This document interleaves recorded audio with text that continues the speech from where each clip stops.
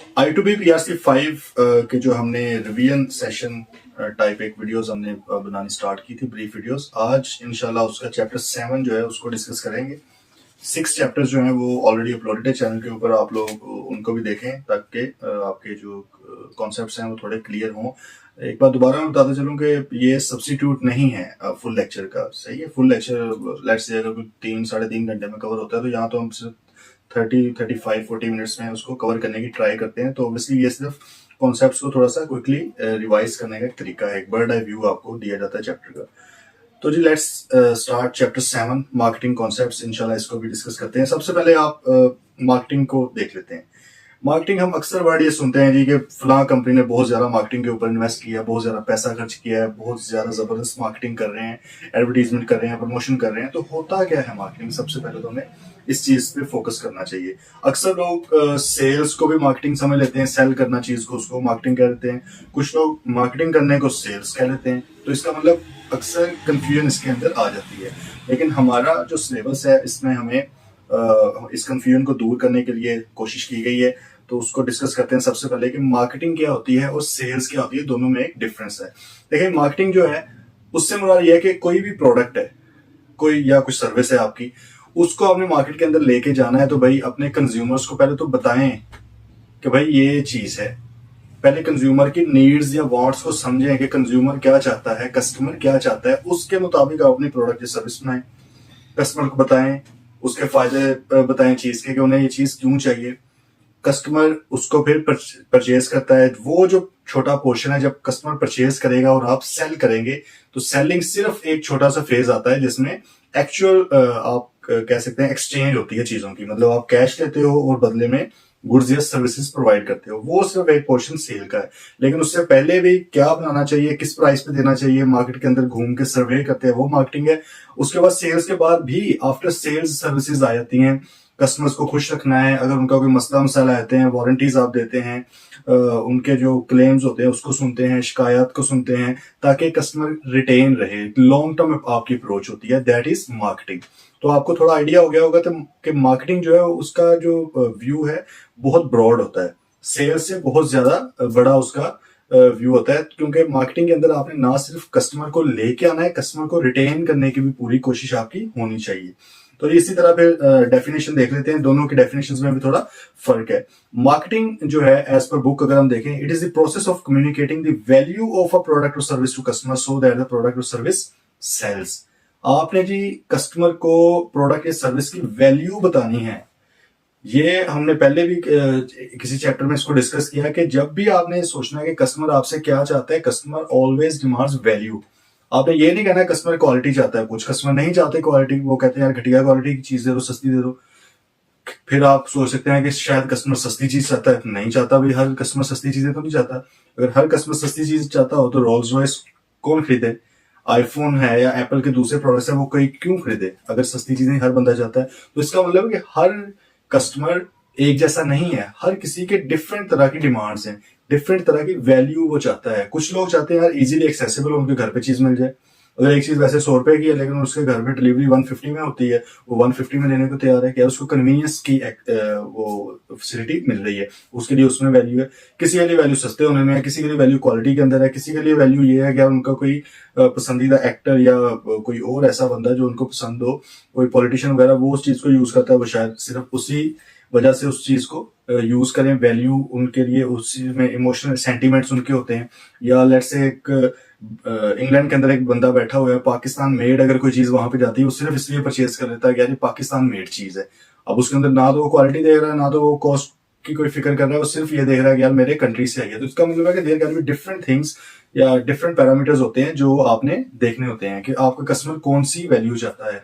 यही मार्केटिंग वाले करते हैं। मार्केटिंग वालों ने फिर इसी चीज को देखना है। ठीक। देन जी सेकंड आ गया सेल्स। सेल्स क्या है? Sales incorporates actually selling the companies products और सर्विसेज। सही है। असल में आप जो प्रोडक्ट्स या सर्विसेज जब सेल करते हो काउंटर के ऊपर बैठ के, तो जब आपके पास पैसे आते हैं या क्रेडिट के ऊपर आप सेल्स कर देते हो, वो असल चीज जो है सिर्फ एक्सचेंज ऑफ गुड्स और सर्विसेज अगेंस्ट कंसिडरेशन। कंसिडरेशन से मतलब कैश या क्रेडिट वगैरह या कोई और चीज आपको बदले में मिल जाती है, वो पोर्शन सिर्फ सेल्स कहलाता है। तो हम यहाँ पे फिर ये कह सकते हैं कि भाई सेल्स होती है वो बड़ा शॉर्ट टर्म उसका पीरियड होता है, वो सिर्फ एक्चुअल जो एक्सचेंज होता है उसको कहते हैं। मार्केटिंग जो होती है वो सेल से पहले भी होती है, बाद में भी होती है कि आपने कस्टमर को रिटेन भी कैसे करना है। अब आपकी बुक में भी इसमें डिफरेंसेस बताए गए हैं, डेफिनेशन का फर्क आपने डिस्कस कर लिया है, क्या होता है अप्रोच का फर्क। अप्रोच भी ऑब्वियसली मार्केटिंग की जो अप्रोच होती है बहुत ब्रॉडर होती है। कई बार आप अपने मार्केटिंग वाले कहते हैं कि यार आप कस्टमर को नुकसान में भी चीज सेल कर दो, कोई मसला नहीं, कस्टमर भागना नहीं चाहिए, वो हमारे पास रहना चाहिए। मतलब है कि उनकी अप्रोच बड़ी ब्रॉडर होती है, वो फ्यूचर को देख के डिटरमिन करके उसके मुताबिक अपना फैसला करते हैं। लेकिन जो सेल्स वाला बंदा होता है वो सिर्फ ये देखता है कि यार अभी मैंने मौके पे चीज सेल किस तरह करनी है, कितना पैसा कमाना है। फोकस जो होता है मार्केटिंग का फोकस होता है ओवरऑल पिक्चर के ऊपर, क्योंकि मार्केटिंग वाला बंदा जो है वो मार्केट के अंदर फिरता है, वो आगे प्रोडक्शन वाले को बताता है यार इस डिजाइन की, इस क्वांटिटी की, इस तरह की चीज कस्टमर मांगता है, इस क्वालिटी की चीज मांगता है। वो बजटिंग प्राइसिंग वालों को बताएंगे कि यार ये जो प्रोडक्ट है ये 50 रुपए का बिक रहा है मार्केट में, कस्टमर 50 रुपए इसके देगा, ठीक है। इस तरह की डिफरेंट चीजें हैं। वो फाइनेंस वालों को या प्राइसिंग वालों को बताता है कि भाई कस्टमर इसके ऊपर डिस्काउंट चाहता है, ये क्योंकि ये प्रोडक्शन है या जो प्राइसिंग उसकी सेट हो रही है या जो प्रमोशंस हो रही है, एडवर्टीजमेंट हो रही है, ये लोग तो अंदर बैठे हुए हैं कंपनी में, सही है। इनको तो नहीं पता मार्केट के अंदर क्या चल रहा है। मार्केट के अंदर क्या चल रहा है ये आपको कौन बताते हैं? मार्केटिंग वाले बताते हैं। जबकि जो सेल्स वाले हैं उनका पर्पज सिर्फ और सिर्फ ये होता है कि यार हम अपनी सेल कर लें, आपका जो सेल्स वॉल्यूम है उसको बढ़ा लें। उनको कोई कंसर्न नहीं होता यार कस्टमर क्या मांगता है क्या नहीं मांगता, उनका काम सिर्फ ये कस्टमर ने जो चीज आगे पूछी है वो उसको दे दें। देन जी प्रोसेस जो होता है इसके अंदर भी आपका बड़ा काफी लेंथी प्रोसेस है मार्केटिंग का। उसमें आपने ना सिर्फ मार्केट को स्टडी करना है, आपने डिस्ट्रीब्यूशन चैनल जिसको हम सप्लाई चेन भी कहते हैं उसको स्टडी करना है कि भाई किस तरह चीज पहुंचाई जाए, क्या कस्टमर टेक अवे लेगा, क्या कस्टमर डाइन इन लेगा या डिलीवरी मांगेगा, भाई क्या चीज उसको चाहिए। तो इसका मतलब प्रोसेस सारे उसने देखने होते हैं। सेल्स के अंदर जो है वो ऑब्वियसली सिर्फ 1-to-1 आमतौर पे होता है कि कस्टमर आता है उसको वहां पे चीज मिल जाती है, ज्यादा प्रोसेस इन्वॉल्व नहीं होते। स्कोप डिस्कस हो गया, जैसे कि भाई मार्केट का स्कोप वाइडर होता है, बड़ा ज्यादा स्कोप होता है, जबकि सेल्स का लिमिटेड स्कोप है। होराइजन इसका जो है, इसकी जो अप्रोच है वो इसका मार्केटिंग लॉन्ग टर्म होती है। वो चाहते हैं यार कस्टमर हमारे पास आ गया है, इसको लॉक इन कर लो, एक लॉक इन स्ट्रेटजी होती है, लॉक इन कर लो, अब ये बाहर जाए ना, बस ये हमारे पास ही रहे। और सेल्स वालों का होता है कि शॉर्ट टर्म बस यार इसको सेल करो, चीज पता नहीं बाद में आता है नहीं आता, वो खैर है। इसलिए अक्सर जगहों पे सेल्स और मार्केटिंग का डिपार्टमेंट मिक्स भी होता है, लेकिन जैसे जैसे ऑर्गेनाइजेशन बड़ी होती है बहुत ज्यादा, देन ये मिक्स या एक जैसा नहीं रहता, अलग अलग डिपार्टमेंट्स बनाने पड़ जाते हैं, क्योंकि दोनों के काम की नोयत बिल्कुल अलग है। स्ट्रेटजी इनकी थी मार्केटिंग वालों की होती है पुल स्ट्रेटजी, कस्टमर को खींचते हैं अपनी तरफ लेके आते हैं। कस्टमर को कुछ नहीं पता होता कि यार ये लैपटॉप है, इस लैपटॉप के अंदर क्या खसूसियात होंगे, क्या क्या फीचर्स होंगे। मार्केटिंग वाले उनको बताते हैं कि भाई आपको ये चीज चाहिए। इसलिए हम अक्सर कहते हैं ना कि मार्केटिंग तो ये होती है कि आप गंजे को भी कंगा बेच दो, ये होती है मार्केटिंग। वो कहेगा कि यार नहीं मुझे नहीं रिक्वायर्ड, लेकिन आप उसको जरूरत फील करवाते हो किसी तरह, ये होती है मार्केटिंग। आप पुल करते हो उसको अपनी तरफ। जब जो सेल्स होती है दैट इज पुश स्ट्रेटजी, वो पुश स्ट्रेटजी के ऊपर बेस करती है। कस्टमर आया, आपने सिर्फ उसको चीज सेल करनी है, कस्टमर खुद आएगा, आपको लाने की जरूरत उसको नहीं है। देन जी प्रायोरिटी में भी यही है कि मार्केटिंग के अंदर कोशिश होती है यार कस्टमर के साथ लॉन्ग टर्म रिलेशनशिप कायम रखें, कोई नहीं थोड़ा नुकसान के ऊपर भी हम काम कर लें तो कोई मसला नहीं है। लेकिन जबकि जो आपका सेलिंग होती है, सेलिंग के अंदर आपका वही होता है यार चलो पैसा आपको आए, और सेलिंग ही असल में अल्टीमेट रिजल्ट है मार्केटिंग का। अगर आप मार्केटिंग कर रहे हो लेकिन इन दी एंड सेल ही नहीं हो रही चीज, तो ऐसी मार्केटिंग का तो फायदा भी नहीं है। ठीक हो गया जी। तो ये कुछ चीजें हैं। देन आइडेंटिटी की बात हुई है। आइडेंटिटी में भी ये है कि आपकी कोशिश होती है मार्केटिंग के अंदर यार कोई आइडेंटिफिकेशन अपनी बनाए। जैसे हर शख्स की एक होती है ना कोई आइडेंटिफिकेशन, या आप समझ रहे हैं CNIC नंबर है, हमारी आइडेंटिफिकेशन हर बंदे की यूनिक है। मार्केटिंग वालों की कोशिश होती है कि यार हमारा हर प्रोडक्ट या जो सर्विस है वो यूनिक हो, उसकी अपनी आइडेंटिटी हो, ठीक है, लोग उसको अलग से इसको आइडेंटिफाई कर सकें। अदरवाइज अगर आइडेंटिटी नहीं बन रही है आपकी तो कौन आपकी प्रोडक्ट को कहेगा कि यार ये दूसरों से डिफरेंट है। सेलिंग वालों का इतना नहीं होता, वो कहते हैं कि यार बस आपने चीज सेल करनी है, सही आइडेंटिटी वगैरह के ऊपर ज्यादा फोकस ना करें। तो ये थे जी कुछ डिफरेंसेस दोनों में। अब क्योंकि चैप्टर है मार्केटिंग के कॉन्सेप्ट्स का, तो मार्केटिंग को ही आगे लेके चलते हैं। फर्स्ट पे आ गई मार्केटिंग एक्टिविटीज। जैसे मैंने आपको बताया कि मार्केटिंग स्टार्ट हो जाती है कंज्यूमर की नीड्स, उनकी जरूरियात और उनकी वांट्स को असेस करने से लेकर बाद में कस्टमर को रिटेन करने तक भी, सही है। तो ये सारी 8-9 एक्टिविटीज आती हैं, उनको डिस्कस करते हैं। फर्स्ट है जी बाइंग। पहले नंबर पे है कि आपने चीजें जो है बाई करनी है, कस्टमर्स ने भी आपसे चीजें लेनी है और आपने भी अपना रॉ मटेरियल वगैरह लेना है। उसको भी आप देखें कि यार कहाँ से बेहतर चीज मिल सकती है, मार्केट के अंदर घूमें, देखें आपके कंपेटिटर्स किस तरह चीजें देखते हैं, उनसे कस्टमर किस तरह आके चीजें लेते हैं, अप्रोच क्या है। और इसी तरह आप भी देखें कि आपने अपना रॉ मटेरियल वगैरह कहाँ से बेहतर सप्लायर आपको मिल सकता है जो रेलिवेंट आपके कंज्यूमर है, उनकी वांट्स एंड नीड्स को बेहतर तरीके से समझ सके। देन ये सेलिंग, दूसरा पॉइंट सेलिंग का आ गया। भाई सेल किस तरह की चीज की जाए, क्या दुकान के ऊपर बैठ के की जाए, क्या आउटलेट्स काफी सारी ब्रांचेस बनाई जाए, फ्रेंचाइजीज बनाई जाए, या सारी की सारी फ्रेंचाइज आपकी अपनी होनी चाहिए, मतलब किसी को और बंदे को ना दें, या डिलीवरी सिस्टम रखें, क्या चीज की जाए, वो भी आप मार्केट के अंदर घूम के सर्वेज वगैरह करते हो। यानी ब्रांडिंग, ब्रांडिंग भी is part of marketing. Brand का मतलब क्या होता है, ब्रांडिंग से मुराद यह है कि आप कोई एक निशान बनाते हो, अपना कोई लोगो बनाते हो, कोई ट्रेडमार्क बनाते हो, उस नाम से चलता है। आप देख लें कि एप्पल जो है, एप्पल के मोबाइल फोन्स भी हैं, लैपटॉप्स भी हैं, इस तरह वॉचेस भी हैं, और अब तो वो इलेक्ट्रिक व्हीकल्स की तरफ भी जा रहे हैं। अब जिस भी चीज के ऊपर एप्पल लगा होता है वो थोड़ा सा कटा हुआ, आपको नीड नहीं पड़ती कोई ज्यादा उसके ऊपर देखने की इसकी क्वालिटी क्या होगी, क्योंकि उन्होंने अपने ब्रांड को बनाया हुआ कि हमारी क्वालिटी बहुत अच्छी है। उन्होंने ये प्रूफ करके दिखाया हुआ है। तो आप लोग जैसे ही ब्रांड वो वाला देखते हैं, आप कहते हैं यार जबरदस्त है। इस तरह मैकडोनल्ड का आप एम देख लें, ठीक है, एम लगा होता है, वो ये ब्रांडिंग है उनकी, आप उसी से, वो भी मार्केटिंग का एक तरीका है कि उनको बताना नहीं पड़ता है कि मैकडोनल्ड्स वाले क्या करते हैं, बर्गर सेल करते हैं, शेक्स होते हैं, संडेज होते हैं, उनको कुछ बताने की जरूरत नहीं है। जैसे एम लोगों ने देखा वो खुद ही समझ गए उस चीज को। तो ये भी एक मार्केटिंग की एक्टिविटी है। देन ट्रांसपोर्टिंग, ट्रांसपोर्टिंग से मुराद ये है कि भाई आप कस्टमर तक चीज को किस तरह पहुंचाएं। ठीक है, अगर आपने डिलीवरी भी करनी है तो कस्टमर को किस तरह चीज उन तक पहुंचनी चाहिए, उसके जो मीन्स होंगे ट्रांसपोर्टेशन के वो किस तरह के हों। देन स्टोरिंग, आपका जो प्रोडक्ट्स हैं या जो सर्विसेज हैं, स्पेशल प्रोडक्ट्स, उनको स्टोर कहाँ पे किया जाए, ये भी मार्केटिंग वाले बताते हैं। उन्होंने मार्केटिंग के अंदर मार्केट के अंदर देखा होता है कि कहाँ पे किस तरह चीजें स्टोर की जाती हैं। जो पेरिशेबल आइटम्स हैं, स्पेशली पेरिशेबल मतलब जो सब्जियां वगैरह जो जल्दी खराब हो जाती हैं अगर उनको प्रॉपरली स्टोर ना किया जाए, उनको किस तरह स्टोर किया जाए ताकि कस्टमर तक जैसे ही कस्टमर मांगते चीज फौरन पहुंची हो। आपको खुद भी आप इस चीज का आइडिया लगा लें कि अगर आप किसी शॉप पे जाते हैं तो आप चीज कहते हैं यार ये वाली चीज मुझे चाहिए, और वो कहता है यार आज नहीं है कल ले लेना, तो कल आप कभी भी नहीं जाएंगे उसके बाद लेने, क्योंकि आपको नीड तो आज होती है। तो इसका मतलब है कि उसको स्टोर करना, उसको स्टॉक अपने पास रखना, ये भी बहुत ज्यादा इंपॉर्टेंट चीज है जो मार्केटिंग वाले आइडिया देते हैं। ऑब्वियसली उसको फिर करना, मैनेज करना तो वो इन्वेंट्री का काम है। देन जी ग्रेडिंग, ग्रेडिंग से मुराद होता है कि आप उसको कैटेगराइज कर लें। जैसे आप लेट से देख लें, कोका कोला की आप बोतल देख लें, वो 250 ml वाली भी है, 500 ml वाली भी है, 1 लीटर वाली भी है, 1.5 लीटर वाली भी है, इस तरह 2.25 लीटर वाली भी है। सिर्फ एक ही क्यों नहीं बना दी गई? ये भी तो पॉसिबल था ना कि सारी की सारी 250 ml वाली बना दी जाती है, सारी की सारी होती सिर्फ 1 लीटर और कुछ होता ही ना। नहीं, क्योंकि उन्हें पता है कि कंज्यूमर की नीड्स एंड वांट्स डिफरेंट है। अगर किसी एक बंदे ने पीनी है तो वो 250 ml ले लेगा, अगर कोई ज्यादा पीनी है, 2 लोगों ने पीनी है, वो 500 ml ले लेगा। इसलिए जो छोटी फैमिली है वो 1 लीटर ले सकती है। इसी तरह ऊपर चलता जाता है। तो ये होती है ग्रेडिंग। अब ये ग्रेडिंग किस तरह की जाए भाई, कौन कौन से पैक्स बनाए जाए, किसी भी चीज की आप देख लें, आमतौर पर पैकेट्स होते हैं ना उनके, कोई 100 ग्राम का होगा, कोई 500 ग्राम का, इसी तरह ऊपर ऊपर चलते हुए ज्यादा चीजें बनती जाती है। तो ये चीज भी असल में जो प्रोडक्शन वाले हैं उनको नहीं आइडिया कि यार कस्टमर क्या चाहता है। ये मार्केटिंग वाला मार्केट में देखता है, कस्टमर से पूछता है, वो आइडिया लगाता है कि यार ज्यादा कस्टमर किस चीज का है, उसी हिसाब से ग्रेडिंग करता है कि यार ये वाली चीजें ज्यादा, ये इतनी।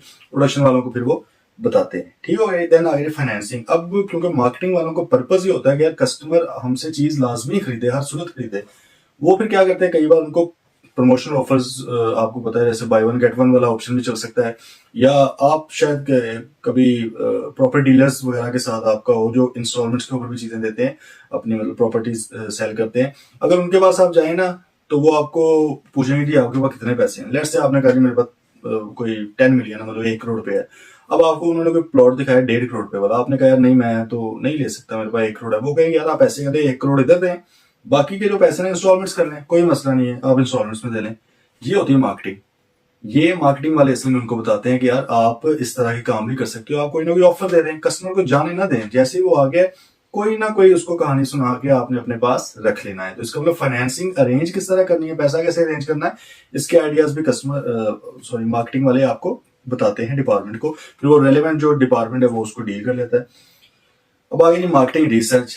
मार्केटिंग रिसर्च करना भी ऑब्वियसली एक एक्टिविटी है। रिसर्च बहुत बड़ी एक चीज है। इसमें आपने देखना होता है यार कि रोज इनोवेशंस आ रही हैं, टेक्नोलॉजी आ रही है, उसको आप देखते रहते हो, कस्टमर की नीड्स वांट्स को डेली तो डेली बेसिस पे असेस करते हो कि यार क्या उसके अंदर फ्लक्चुएशंस आ रही हैं, क्योंकि वॉलेटाइल होती है अक्सर, कस्टमर्स की नीड्स एंड वांट चेंज होती रहती है। तो उसको समझ के रेलेवेंट लोगों को आप बताते हो कि यार इस तरह की चीज बनाएं या इस तरह की डिलीवरी सिस्टम ले आए, ये सारा कुछ।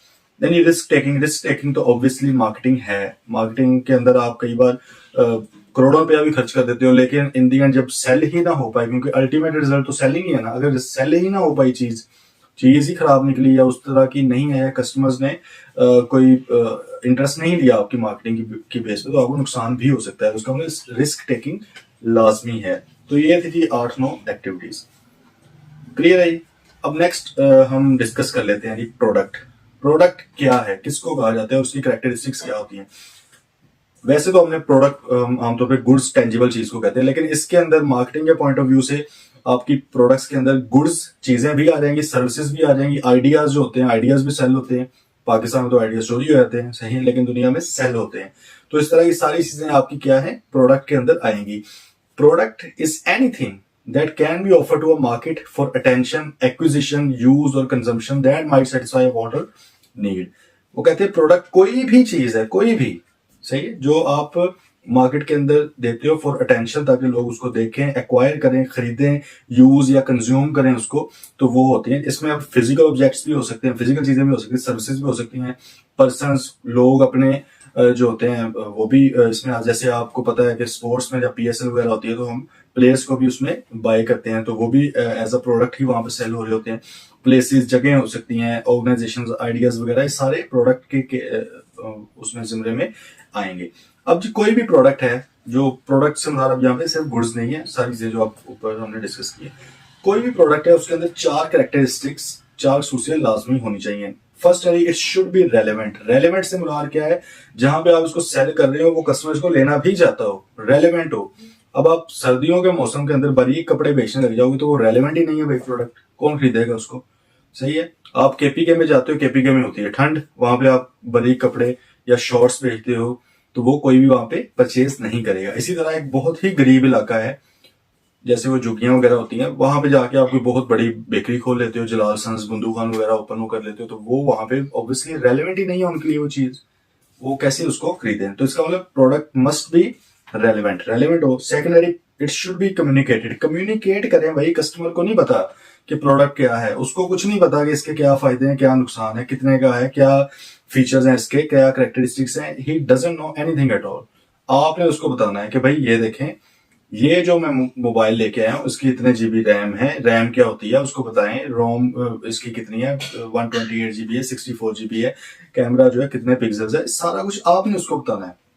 आप इसलिए देखते होंगे कि अक्सर जो मार्केटिंग, क्योंकि जो एडवर्टीजमेंट है वो भी पार्ट ऑफ मार्केटिंग है, वो सिर्फ वो मार्केटिंग नहीं है, सही है। आपने डिस्कस ऑलरेडी कर लिया कि मार्केटिंग के अंदर बेशुमार चीजें आती हैं। तो जो एडवर्टीजमेंट और इश्तेहार देखते हैं आप लोग, वो एक सिर्फ एक छोटा सा हिस्सा है मार्केटिंग का। अब उसके अंदर आप देखेंगे जैसे कोई एड वगैरह आती है, बड़ा क्लियरली कोशिश करते हैं बताने की, पिक्चर्स वगैरह बीच में लेके भी बताते हैं, ठीक है। या अगर आपने कोई इंटरनेट या मोबाइल डेटा की एड देखी, उसके अंदर वो कॉल करके बताएंगे, व्हाट्सएप के ऊपर बात हो रही होगी, बड़ा क्लियर सा आता है, बताते नहीं 4G है, 5G है वगैरह। इसका मतलब आपने कस्टमर को बताना है, कम्युनिकेट करना है, ही डजंट नो, सही है, आपने उसको बताना है। देन जी, it should have a name, उसका नाम लाजमी हो। नाम होने के 2 फायदे हैं। एक फायदा तो यह है कि अगर वो चीज अच्छी है तो वो मशहूर हो जाएगी, तो नाम आपका बन जाएगा। नुकसान, एक दूसरा फायदा क्या है कि अगर फॉर एग्जांपल आपके कुछ 7-8 प्रोडक्ट्स हैं, लेकिन उसमें से एक बुरी चीज है, बड़ी ही बुरी, वो मार्केट के अंदर चली है, लेकिन अगर आपने बाकी अच्छी चीजों का नाम नहीं रखा हुआ तो एक बुरी चीज की वजह से सारी बदनाम हो जाएंगी। ऐसी है, जैसे हम किसी रेस्टोरेंट पे जाते हैं तो अक्सर होता है ना कि उनका कोई एक आधा सैंडविच कोई है वो अच्छा नहीं बन रहा, लेकिन अगर बाकी के नाम रखे हुए हैं तो आप कहते हो कि नहीं ये वाला नहीं, इनसे खाना बाकी इनके बेहतर है। और इसी तरह अगर कोई अच्छा हो, ठीक है, तो आप उसकी तारीफ करते हैं, वो वहां से मशहूरी होती है, पॉजिटिव वर्ड ऑफ माउथ निकलता है।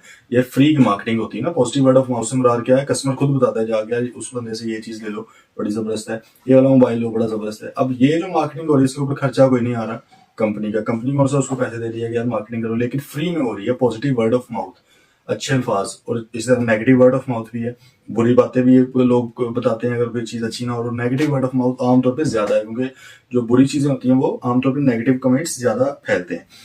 ठीक हो गया, तो नहीं होना चाहिए। Then it should be adaptable. Adaptable हो यार, माहौल के मुताबिक अपने आप को अडेप्ट कर सके। आपको पता है जैसे पहले विंडोज एसी होते थे, उसके बाद स्प्लिट एसी आ गए, अब इन्वर्टर्स आ गए हैं। इन्वर्टर्स आपका एसी के तौर पे भी यूज होते हैं, मतलब ठंडक भी आपको देते हैं, और सेकंड नंबर पे आपको जो दूसरा है हीटर के तौर पे भी यूज हो सकते हैं। This is adaptable. तो अक्सर लोग वो कहते हैं विंडोज या स्प्लिट लेने की बजाय आप इन्वर्टर ले लो। इन्वर्टर का फायदा वो कहते हैं यार जो 2 in 1 तो है ना, दो चीजें मिल रही हैं।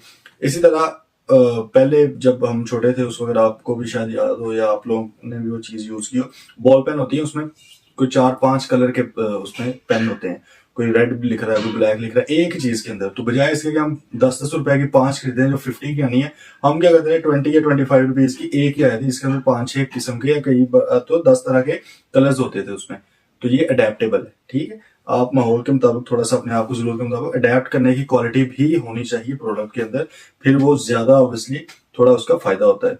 ठीक हो गया जी। तो ये थी प्रोडक्ट की 4 कैरेक्टरिस्टिक्स। अब बात आगे के टाइप्स ऑफ प्रोडक्ट्स के। प्रोडक्ट्स कितनी टाइप के होने चाहिए? वो 2 तरह के प्रोडक्ट होते हैं। एक होता है कंज्यूमर प्रोडक्ट और एक होता है इंडस्ट्रियल प्रोडक्ट। कंज्यूमर नाम से जाहिर है जो कंज्यूम हो जाता है, जो कस्टमर लेके इस्तेमाल करके खत्म कर देता है चीज को, दैट इज कंज्यूमर प्रोडक्ट। दूसरी तरफ है इंडस्ट्रियल प्रोडक्ट। इंडस्ट्रियल से मुराद ऐसे प्रोडक्ट हैं, ऐसी चीजें हैं जो इंडस्ट्रीज में मैन्युफैक्चरिंग के अंदर चीजें बनाने के अंदर इस्तेमाल होती है। ठीक हो गए, तो 2 हो गए कंज्यूमर एंड इंडस्ट्रियल। अब कंज्यूमर की आगे 3 टाइप्स हैं। First one is convenience product. Convenience से मुराद ये होता है ऐसी चीजें जो जरूरियाती जिंदगी है, जिनके बगैर गुजारा ही नहीं है, आपकी जिंदगी में सहूलत ही नहीं हो सकती उसके बगैर। जैसे लेट से आटा, चीनी, घी वगैरह, चावल, ये वो चीजें हैं जिसके बगैर किसी बंदे का गुजारा नहीं है। अमीर ने भी खरीदनी है, गरीब ने भी खरीदनी है, कोई जितना मर्जी बेचारा गरीब हो उसने चीज लाजमी खरीदनी है। इसीलिए अनफॉर्चुनेटली पाकिस्तान में हर 3-4 साल आटे का बुरहान आया होता है। ठीक है, क्योंकि बुरहान उस चीज का आमतौर पे आता है जिसकी डिमांड ज्यादा हो। ठीक है, तो कन्वीनियंस प्रोडक्ट्स फिर कौन सी होगी? जो एट लार्ज हर बंदे ने यूज करनी होती है। तो ऐसी प्रोडक्ट्स की फिर जो सप्लाई भी बहुत ज्यादा होती है और ये तकरीबन आइडेंटिकल होती है, एक ही तरह की होती है ना, कोई बहुत ज्यादा इसमें वेरिएंस नहीं आता। देन आ गया जी शॉपिंग प्रोडक्ट्स। शॉपिंग वो होती है जो आप अपने पसंद के मुताबिक कभी कभार, मतलब जैसे हम शॉपिंग करते हैं, मेरे ख्याल में साल में शायद ही 5-6 बार से ज्यादा हम कपड़े अपने ना खरीदते हो। ठीक है, तो ये शॉपिंग प्रोडक्ट्स होती है, कभी कभी लेनी होती है। तो शॉपिंग प्रोडक्ट्स जो होती हैं वो हर इंसान ने नहीं लेनी। गरीब इंसान है, लेट्स से वो बहुत गरीब है, वो शायद साल में 1 बार लेता हो। मिडिल क्लास है, वो शायद साल में 3-4 बार लेता हो। जो ऊपर अपर क्लास वाले वो शायद साल में 10 बार भी ले लेते हो। अब हर किसी की पसंद भी अपनी अपनी होती है।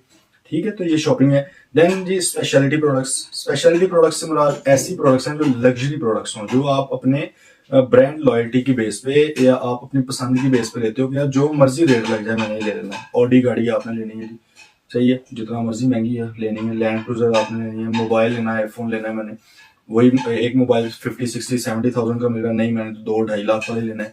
सिर्फ क्या कि जरूरत उससे पूरी हो रही है, लेकिन नहीं आपको एक चीज पसंद है, वो उसमें आपको एक स्टेटस सिंबल भी उसमें आ जाता है, या आपको क्वालिटी उसकी पसंद है, या ब्रांड लॉयल्टी, आप उसके साथ बड़े लॉयल हैं उस ब्रांड के साथ, तो आप उस सूरत में खरीद सकते हो। तो ये 3 तरह की प्रोडक्ट्स हैं जो कंज्यूमर लेके कंज्यूम करके इस्तेमाल करके दे देता है। ठीक है, अब दूसरी तरफ आ गई इंडस्ट्रियल प्रोडक्ट्स। इंडस्ट्रियल से मुराद ऐसी चीजें जो मैन्युफैक्चरिंग के अंदर इस्तेमाल होनी है। सबसे पहले रॉ मटेरियल। रॉ मटेरियल खाम माल, कोई भी चीज बनानी है आपने, उसका खाम, जैसे ग्लासेस हैं तो उसका कोई खाम माल प्लास्टिक होगा, या जो बीच में ग्लासेस लगे हैं वो होगा, शीशा होगा जिसको बना के उन्होंने शेप दिया, तो रॉ मटेरियल वो चीज होगी। सेकंड जी मैन्युफैक्चर्ड पार्ट्स। आपको पता है कुछ चीजें होती हैं कि वो तो रॉ मटेरियल से आप बनाते हो, कुछ ऑलरेडी बनी बनाई चीजों को आप लगाते हो, जिसको कहते हैं असेंबलिंग करना। जैसे पाकिस्तान के अंदर जो है वो तकरीबन 90%, 99% बल्कि हो गए अब तो, मोबाइल्स जो है वो इन हाउस हमारे बनते हैं, लेकिन वो मैन्युफैक्चर नहीं होते, उनकी असेंबलिंग होती है। सैमसंग वगैरह ये सारे मोबाइल्स अब मोस्टली पाकिस्तान में ही बनते हैं।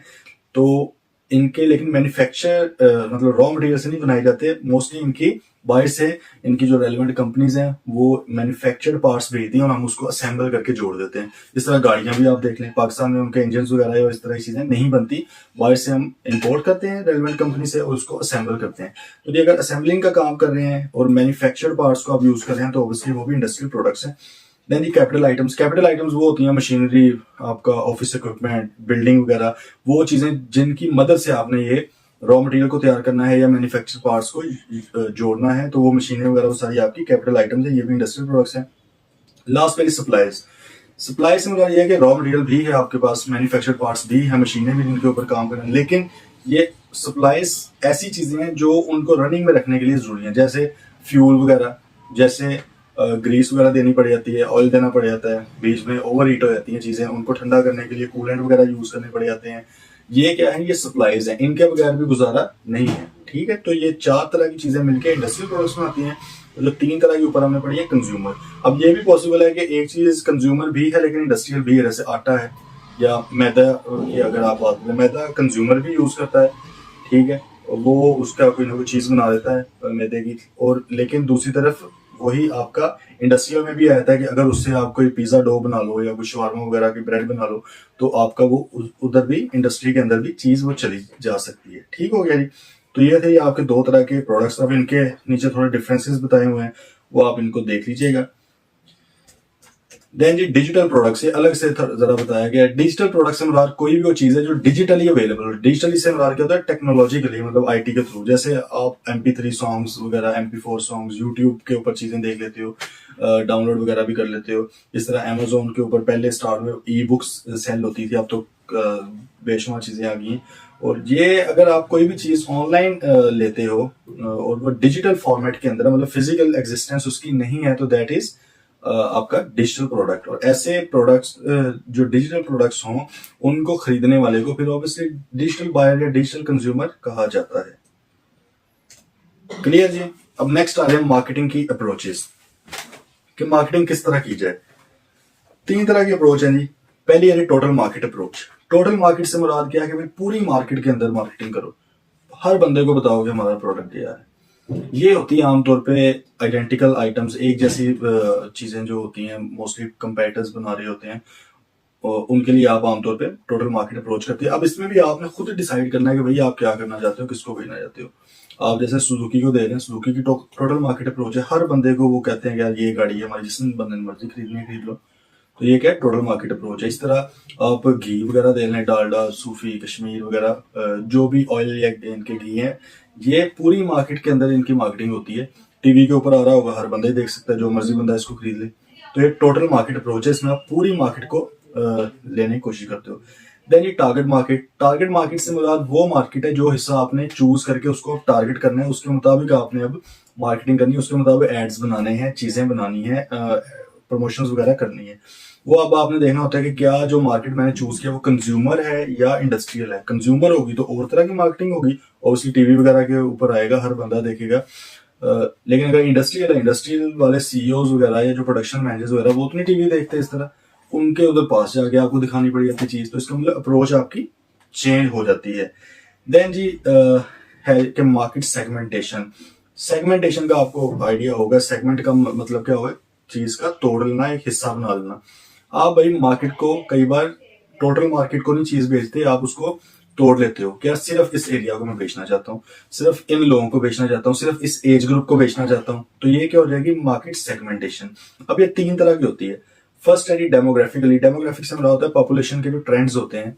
मिसाल के तौर पर भी आप जेंडर वाइज कर सकते हो, आपने कहा गया नहीं सिर्फ फीमेल को सेल करनी है या सिर्फ मेल को सेल करनी है। और क्या हो सकता है, आप एज वाइज कर लेते हो, यार नहीं 10 साल के बच्चों तक करना है, नहीं जी चलो 10 से 20 वालों के लिए कर लेते हैं, या जी 20 से 40 साल तक के कर लेते हैं। ये डेमोग्राफिक्स होते हैं। आप इसके हिसाब से भी चीज अपनी मार्केटिंग कर सकते हो कि सिर्फ इन लोगों को हमने करना है। फिर जब आप उनको सिलेक्ट कर लोगे, उसको फिर टारगेट करोगे, उसी के मुताबिक सिर्फ अपनी मार्केटिंग होगी। देन जी जियोग्राफिक्स। जियोग्राफिक होता है एरिया वाइज, कि भाई सिर्फ पाकिस्तान के अंदर बेचनी चीज और कहीं पे नहीं बेचनी। अब पाकिस्तान के अंदर बेचनी है तो मार्केटिंग बिल्कुल डिफरेंट तरह की होगी। लेकिन अगर आप कहते हो कि भाई यूएस में बेचनी है, यूएस वाली मार्केटिंग और पाकिस्तान वाली सेम नहीं हो सकती। उधर का कल्चर, उधर का रिलीजन, उधर का सारा सिस्टम अलग है, आपको उस हिसाब से देखना पड़ता है। पाकिस्तान का अलग है, इस हिसाब से देखना पड़ेगा। इंडिया में करना होगा अलग है, यूएसए, यूके, यूरोप वगैरह में करना होगा अलग है। तो जियोग्राफिकली भी आप सेगमेंटाइज अपना हिस्सा मार्केट का सिलेक्ट कर सकते हो।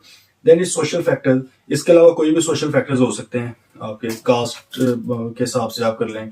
अगर मिसाल के तौर पे आपने सिंधी टोपी बेचनी है तो आप पंजाब में बेचोगे तो वो नहीं बिकेगी, पंजाबी नहीं पहनते इतनी ज्यादा, सही है। आपको वो कहाँ पे बेचनी पड़ेगी, सिंध में जाके बेचनी पड़ेगी। इसी तरह शलवार कमीज जिस तरह की हम पहनते हैं, अगर आप बलोचिस्तान में जाके बेचोगे, बलोचिस्तान वालों की जो होती है वो और तरह का उनका ड्रेस है थोड़ा, वहां पे वो इतनी ज्यादा आपकी मार्केटिंग एक्सेप्टेंस उसकी नहीं होगी, तो आपको यहाँ पे करनी पड़ेगी। इसी तरह डिफरेंट लोगों का डिफरेंट तरह के सोशल फैक्टर्स वगैरह भी हैं या रिलीजन बेस्ड भी हैं। अगर आप मतलब कि इस्लामिकली कोई चीज़ को मार्केट करना चाह रहे हो, कोई हदीस वगैरह के थ्रू भी आप करना चाहते हैं, कोई वर्क करना चाहते हैं इसके ऊपर, या इस्लामिक पॉइंट ऑफ व्यू से आप बताना चाहते हो चीज़ें, तो यही अगर आप यूरोप में जाके बताओगे तो शायद उस इतनी ज़्यादा एक्सेप्टेंस वहाँ पे ना हो जितनी पाकिस्तान में या किसी और इस्लामिक कंट्री के अंदर हो सकती है।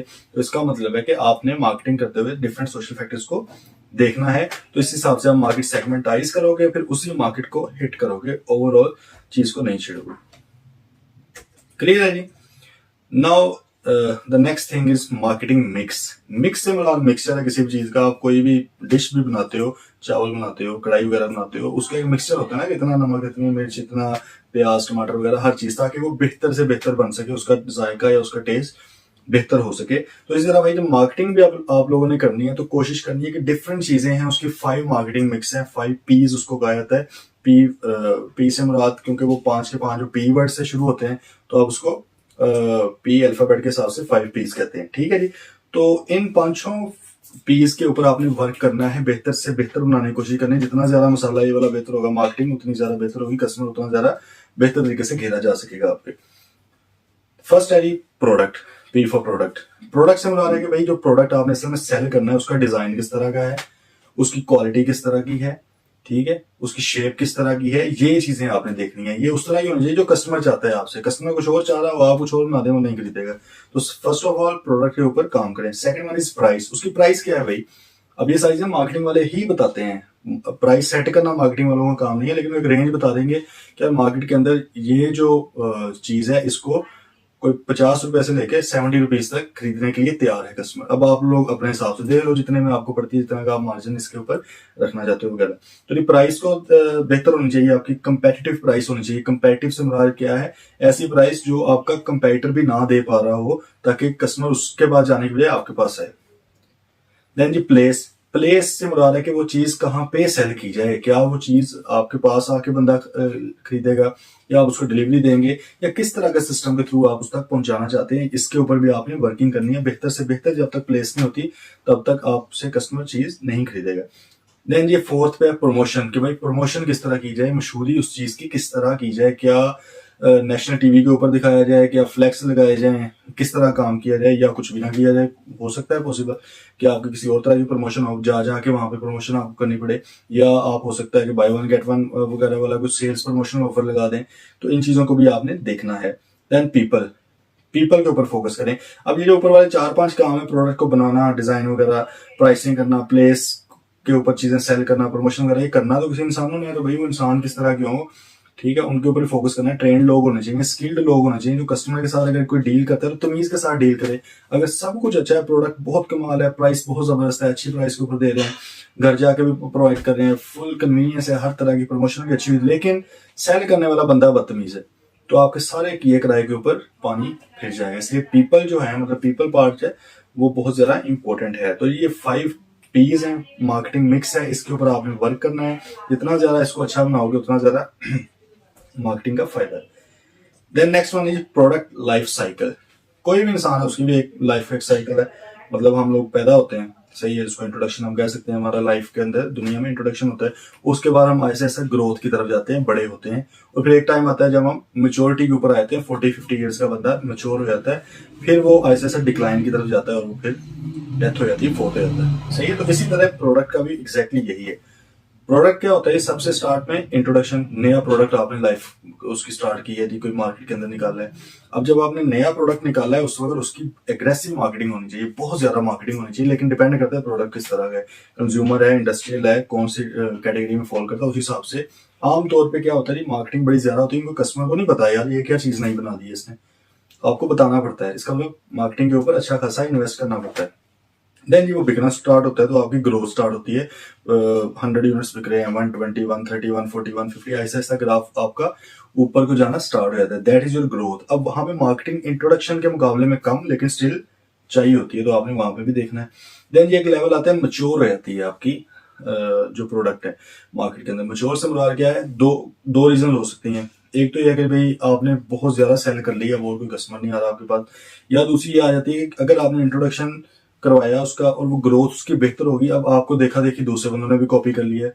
अब पहले प्रोडक्ट बेचने वाला एक शख्स था, 100 कस्टमर था मिसाल के तौर पे, अब वो बेचने वाले 10 बन गए कस्टमर, वही 100 ही है या 110 है। तो आपकी मेच्योरिटी आती है, उसके बाद ग्रोथ मजीद आपके पास वॉल्यूम नहीं आता, उसी के ऊपर कभी 100 बिक रहा है, कभी 100 है, कभी 99, कभी 102, इसी तरह इसके आसपास चीज रहती है। That is maturity. अब वहां पे भी आपने फिर फैसला करना है कि मार्केटिंग भाई किस तरह की जाए। इसको मैंने अपने जो स्टेबल करना है, जो मेरे पास एक मेच्योरिटी के ऊपर एक मेरी चीजें बिक रही हैं, इससे मैंने डिक्लाइन की तरफ नहीं जाना। लेकिन खैर हर रोज को सवाल है, तो हो सकता है कि आप लोग डिक्लाइन की तरफ चले जाएं। डिक्लाइन की तरफ जा रहे हैं जी, कंपेटिटर ने आपका शेयर ले लिया या आपके प्रोडक्ट के अंदर कोई मसला आ गया है, तो हो सकता है कस्टमर आपसे ना खरीदे। अब यहाँ पे आपने ये सोचना है कि भाई क्या इस प्रोडक्ट को मैं अबेंडन कर दूं, इसको मैं छोड़ दूं, ठीक है, बस निकल जाऊं, विड्रॉ कर दूं मार्केट से, या इसका मैं कोई डिजाइन वगैरह चेंज करके दोबारा रीलॉन्च कर दूं इसको, मतलब कि दोबारा इंट्रोडक्शन इसका मार्केट के अंदर करवा दूं। ठीक है जी। तो ये 4 तरह के आपके प्रोडक्ट लाइफ साइकिल के अंदर स्टेजेस हैं, फेजेस हैं, इसके ऊपर आपने वर्क करना है। ठीक है जी। अब नेक्स्ट चीज आ गई आपकी ब्रांडिंग। ब्रांड से मुराद हमने पहले थोड़ा डिस्कस किया है कि कोई भी चीज है उसका ट्रेडमार्क, उसका निशान, उसका जो मशहूरी है उसकी, कि भाई लोग उसको उसके नाम से जाने, ये क्या है, ब्रांड है। मैकडॉनल्ड वर्ड बोला जाता है, बताने की जरूरत नहीं है क्या है, मतलब जिनको पता है, मेजोरिटी को पता है। KFC बोला जाता है, सबको पता है यार ये फ्राइड चिकन की चेन है, ठीक है, हर किसी को पता है। गोरमे बेकर्स, आप गोरमे वर्ड यूज करते हो, लोगों को पता है क्या है। केक्स एंड बेक्स को बोलते हो, बंदू खान बोलते हो, लोगों को पता है ये क्या चीजें हैं। That is brand. ये ब्रांड की स्ट्रेंथ होती है।